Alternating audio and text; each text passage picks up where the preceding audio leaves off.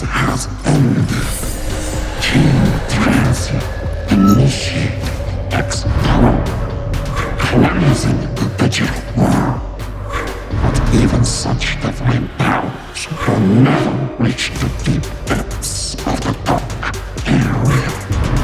It is time for us to move, and soon I will take over everything, and all of it shall be mine to consume. Let the demon's gate open.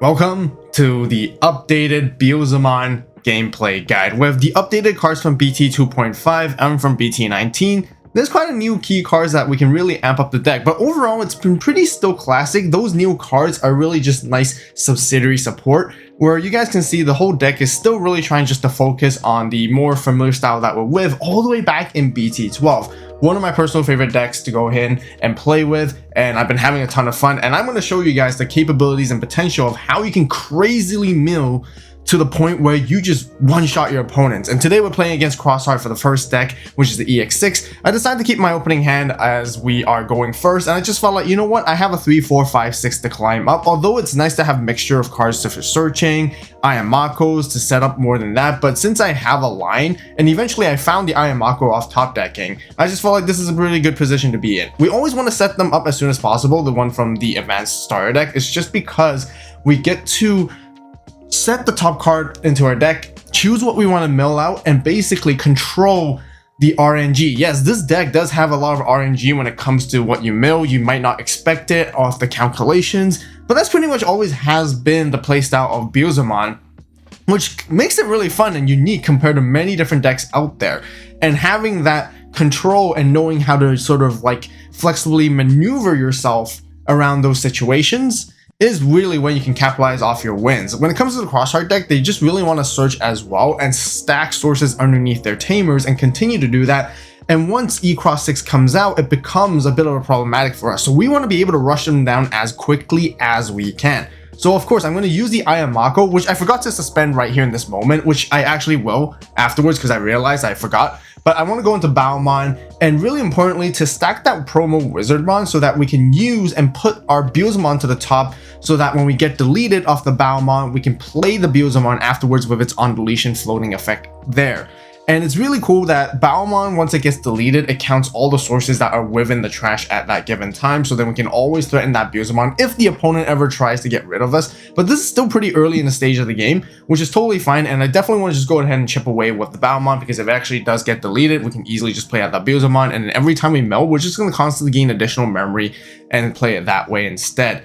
And as we continue, we're just gonna hard drop that impmon. Whether we gain that extra memory, we just put the opponent down to 1 and not let them use too much. We can now continue to mill all over again by going to Wizard X to mill, attack with the bow to mill, and then we're just adding a lot of stuff in our trash. We're setting up for lethal, we're chipping them down bit by bit, and once again we're putting them down to 1. Looks like they don't have a rookie to work with just yet in a little while, but now that they have like the 2 of the triple tamers, which is going to give them a lot of ramping capability, you guys can see all of a sudden they can very, very quickly start getting into their sources, bring up their Crossheart materials, Digicross materials more exactly, but they're still trying to find here. The one thing that they don't realize is actually the next turn, we're actually just going to straight up take down all their security and win right there. And that's the explosiveness of this deck, and that's why I want to show you guys on how strong Beelzemon really is. And at times, you can still achieve those crazy combos with this kind of board of setup. Of course, you know, that's probably the reason why the EX2 impmon can't come off the ban list, which I personally wish, but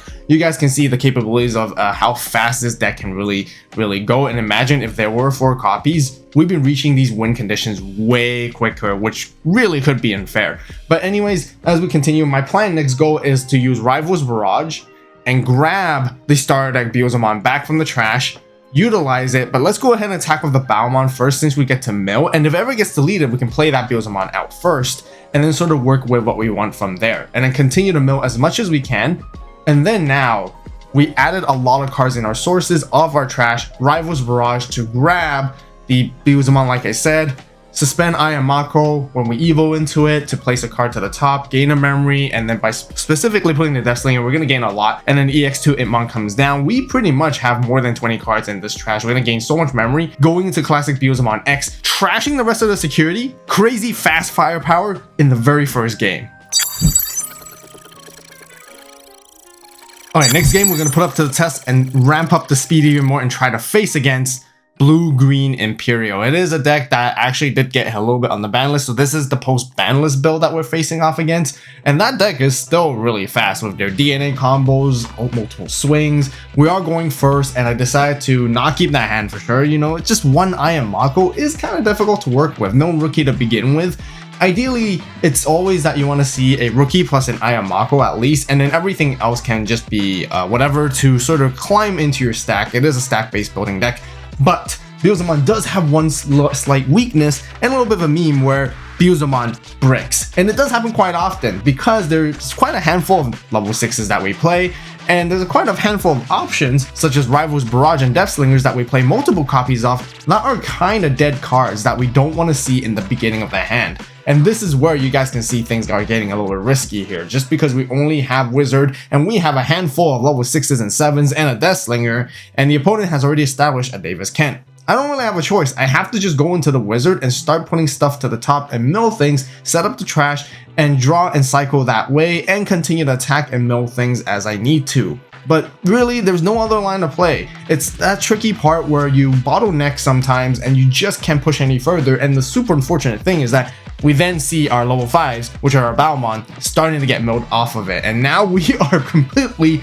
playing with a pretty much, I'd say, almost unplayable hand. But we're not gonna give up. This is the gameplay guide after all. We're gonna show you my best capability to try my best to still try and win or try to sustain the game. Here, they go into the 1-of Stingmon, which is absolutely crazy because 1 is all they need, and then they can just go ahead and DNA into the Beelzemon here and pretty much gain a ton of memory and start attacking, unsuspend, and draw a ton of cards, which probably Beelzemon, it would be nice if Beelzemon has a bit more draw power or something like that to help us get there, I guess, maybe. I don't know, it's a purple deck after all, so we're not going to be able to draw too much. Anyways, running into Death Slinger there, man, we don't even have 10 cards in trash to be able to pop that level 5. And yeah, they might have partition, but at least I can slow them down, which would have been nice. So this is the moment where I'm just like, you know what? If I don't do anything, I just got to go ahead and hard drop this Beelzemon here from EX6. And because I know for sure I'm going to have 10 or more cards in my trash, I'm going to be able to de-digivolve 2, forcing them to go all over again. But we're giving them a ton of memory to work with. Davis Ken's free playing the Wormmons and their rookies or Vmons. They get to search and find their pieces very, very quickly. They can just evo up the line and then go ahead and DNA all over again and start attacking into us. Things are pretty doomed. I'd say things are pretty much doomed here. And if they can go into the BT16 Beelzemon once again, then they're pretty much in a good spot. They just keep attacking us. And here they go into the Stingmon, DNA, here it comes, basically. And then they're gonna go into, ooh, the starter deck Beelzemon, which here gives us the instant opportunity, meaning that there's no partition. I'm going to go ahead and blast. I'm going to go straight into this blast mode ace right here. Just a little bit of a showcase you guys of how this card can work a little bit. It can basically pop almost anything. And if we have 10 or more cards in our trash, we can pretty much pop anything.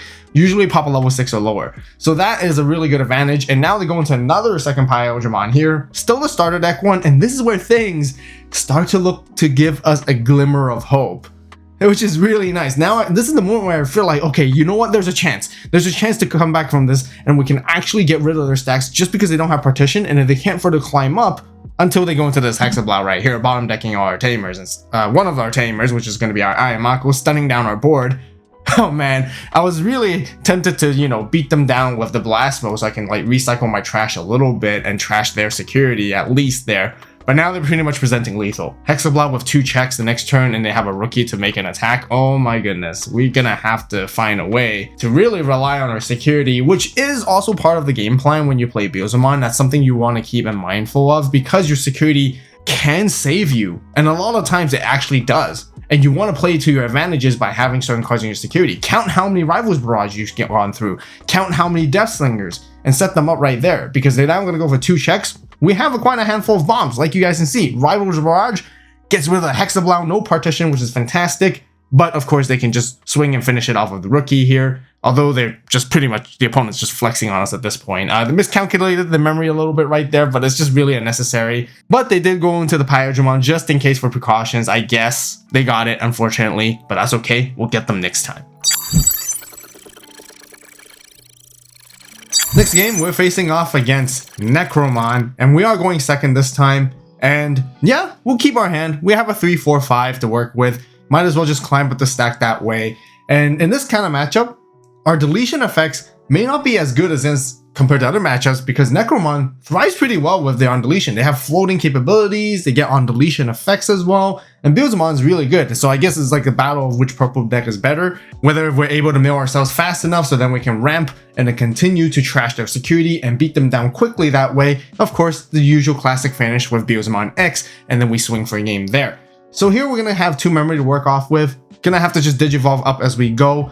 Gonna have to go through the Wizard as well. And I'm just contemplating if I still want to go to Wizard X, and I felt like, you know what, just to draw and cycle more cards, might as well. I'm not going to be able to get the trashing effect of Wizard X if I Digivolve on top of Wizardmon anyways, and it's really nice that we find the Ayamako, so now we can utilize that and set ourselves up for the next turn, so then we can get into Baomon, possibly keep turn, and then we can swing and try to set up a Beelzemon in the trash afterwards, so then we can play it back out. Here at the opponent with 3 memory to work with, they can easily climb up as well. They can get into their 5 and then into their Necromon and start comboing off. So it looks like they're going to set up the Violet, go into Phantomon, swing with Execute at the end of turn, delete themselves, gain a little bit of memory back, and then they get to play something back. They grab something back with Demi-Meramon as well, and then play out the Soulmon, and then Digivolve again, and then cycle that way, ending the board with a Phantomon, giving us 3 memory to work with, which is pretty okay, because then now we can like easily, you know, climb into our Baomon. Really just want to find a way to set up Beelzemon, but don't really have a regular Beelzemon. But either way, Ayamako put something at the top, gain that ton of memory off Wizard and off Ayamako as we mill. And now I'm just like, okay, maybe I go into Baomon X. I play this as a one-off in the deck just because I do play X antibody, and I really like that combo sometimes of being able to grab that back from the trash. Otherwise, it's our secondary way of going into a level 5 at least to mill 3 if we don't have Baomon underneath.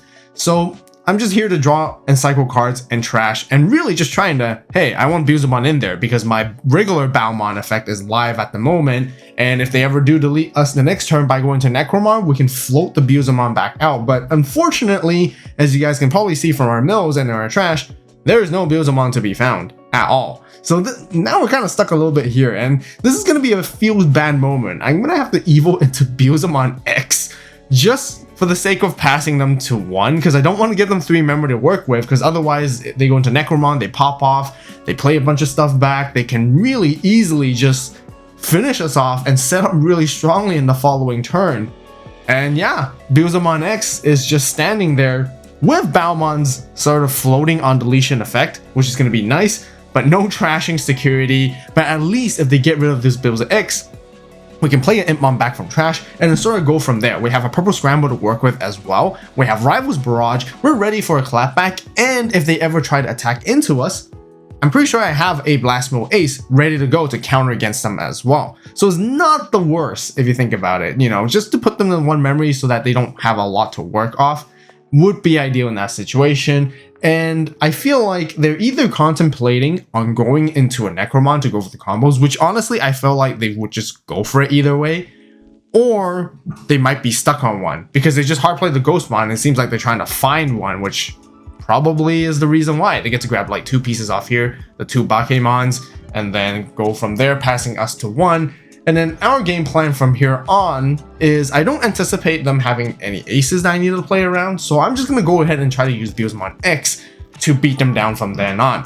I don't have a Beelzemon to play back from trash anymore. I can't even use the Baomon effect because it's wore off by this time, and this is where we then find the Beelzemon, but that's okay. We're going to go stack with the Wizard promo to place the Star Deck Blast mode to the top of our deck so we can mill it out and then pop something as we're going to continue to mill. Arguably thinking back, maybe I could have just targeted and tried to go for the Phantomon. Even though I may have just 20 cards in trash at the moment, I could have sequenced where I mill everything first, and then my last 2 mills, and then that way I might have 20, and I could get rid of that Phantomon, slow them down, you know, make them climb up to a 5 all over again if they need to, instead of just popping the Ghostmon.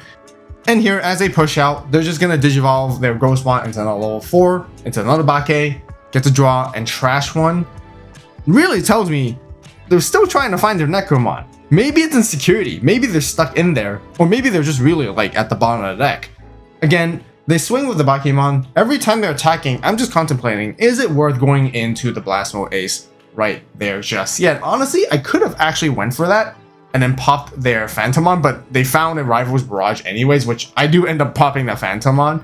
But in that way, I could have probably like cleared multiple bodies, which is going to be pretty cool. And then they'd be left with the empty board, and then they could only really use their Unleashing to play out the Ghostmon, and they would have fewer bodies, and they won't be able to extend anymore. But I always just feel like you got to be very careful, right? Because if they ever find any way to like delete us, or if they hard drop a Necromon, if they really found one towards it, they can just always gain Ace Overflow, popping our stuff, and that's our only stack on the board to work with. So it's always going to be the lowest level on the board. They get to come down with the other Bakemon playing out as secondary Violet Inboots, so now they're going to be starting their turn with 3 memory and potentially gaining 1 off of that. They're going to go and DNA into the Chimera with their stack, being able to tuck something underneath as well, and now they racked up a lot of on deletion gain of memory inheritables from there, which could really extend their turn. And it looks like it's either way right now, where suddenly they can just pop off crazy, and if they find their foe's line, we're going to have to like clap back and try our best. And otherwise, they keep setting up, and then we might potentially lose from there. Things might go downhill for us. Or, in the next turn, if they aren't able to deal with us, I have the game planning plan to actually finish them off, because I'm ready to go with a ton of resources. Rival's Barrage, Purple Scramble, Ayamako. I can easily grab a Beelzemon back, and then continue from there, potentially trash all their security and swing for game.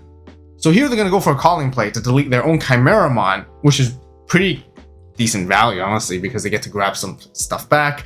There's no Necromon in the trash either, so at this moment, could be in their hand. I guess could be in their security. Nobody knows. They probably went into it if they could have as well, because they can easily go into on top of the Chimera with Necro, execute, attack at the end of the turn, get to gain all that memory back when they delete themselves. So it looks like they're gonna go out and play out the Bakemon here. I think they made a mistake where they thought the Bakemon was on play, draw and trash one, but it doesn't really matter too much at this moment because it seems like they're really struggling to find their pieces, but that's okay. We're still sitting in driver's seat. We're all right. Have they found a Necromon here yet? This is probably the moment they want to get into it, but no, Metal Phantomon, next card. And unfortunately, still no Necromon to be found.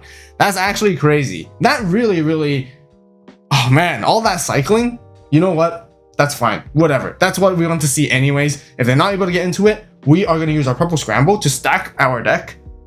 We don't get to play something back out, which is fine, but I know I'm going to go for the game-winning play here. That's why I put the Beelzemon on the top, so that I can ensure myself that I draw into it, and now I can Digivolve. And even with just 2 memory, I can easily just finish them off, because I'm going to go ahead and probably attack with the Beelz X here. There's quite a number of different lines I can take, but I just wanted to go ahead and stack more cards, trash more cards, so that I can have a lot of stuff in my trash, because the next play I'm going to go into is the Beelzemon to Digivolve.